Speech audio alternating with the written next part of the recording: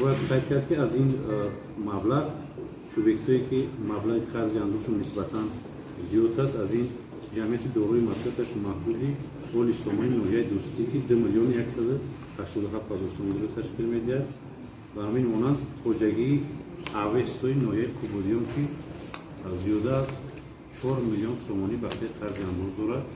و همین مانند جمعیت داروی مسئولیتش محدودی سوفی سربند که 1,102,000 سوم رو بخیر قرض اندوزش تشکیل می‌دهد. باید قید کرد که دیگر سوبیکتانی که در این خط هستند قرض‌های نسبتاً خرد هستند که هر ماه ما نسبتشون چوره‌جویی می‌کنیم بعضی حالت‌ها پورا پرداخت می‌کنیم از صبحی که در بعضی موردها مبلغ‌های سوخته ماه جوری رو پرداخت کردن نمی‌تونیم قسمت پرداخت می‌کنیم در ماه بعد بقیه قرض پیدا میشه در ماه بعد قید چوره‌جویی می‌کنیم با مبلغ‌ها رو می‌بینیم این روی خط سوبیکتایی که من نامبر کردم سوبیکتایی هستند که مدتی 2 سال 3 سال 4 سال بخیر قرض اندوزشون رفته است گرچند که در دوره طلبات قانونگذاری نسبتشون شورای مجموعه استادار قرض اندوزها تبدیل شده از اینها مبلغ‌های قسمت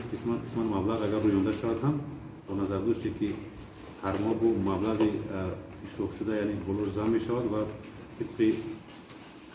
طلبات قانونگذاری نسبت این مبلغ‌ها یعنی فایزهای معین حساب کرده میشن طبق قانونگذاری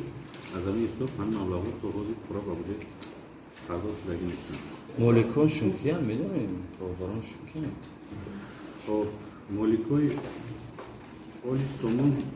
این روز دیگه از روی اقتباسی که در برنامه کمتری کمیته اندوز است اگر ما ببینیم با طریق خطیشون در رسانه پیشنهاد کنیم نسبت که بعضی حالت‌های میشه من همین جمعیت داروی مسئولیتش اولی سومون یا سوپی سروان اقتباس دیگر کس است یک شخصی که در اصل فعالیت میکنه کارخانه را فعالیتش پیش میبره دیگر نفر است که مقصد در یگان جور نمیگو مقصد ثبت شدگی نیست اگر ضرورت باشد ما شما طریق خط پیشنهاد شده اندوز قرضایی که مقصد باید هستند در برای من وای کردم معلوم بودم رئیسنده قرغون تپه با نظر داشته که قرض در صوبه پیشین آمده ایستاده است در صوبه پیشین آمده است در روی خطی قرضهای مشکلستان قرار دارد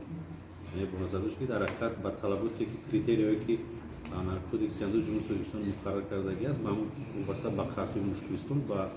همون مطابقت میکرد ثباتش در کمیته اندوز علاوه بودن. اندازش چقدر است؟ یک جمعیت است فقط همون رئیسنده قرغون تپه است که یک جو با دیگر سوبیکتایی که در جمهوری هستند هم قرضای مشکلستان دارند قرضایی که مثلا مالکشون مردگی هستند وفات کردگی هستند یا که از فعالیت سالهای طولانی از فعالیت باز ماندگی هستند در اون خطی قرضای مشکلستان قرار دارد یک جو چقدر قرض مالک جمعیت رسنده کیه؟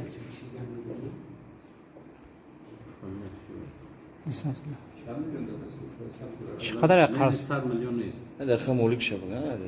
دایره از 30 میلیون زیادتر است کیه مالک اکثریتش مبلغ است از سببی که قرض از سالهای پیشین آمده ایستاده است نسبتش طبق طلبات قانونگذاری یعنی فایز جریمه حساب میشوند فایز کنه قریب دایره 14 میلیون فایز جریمه‌اش تشکیل می‌کنه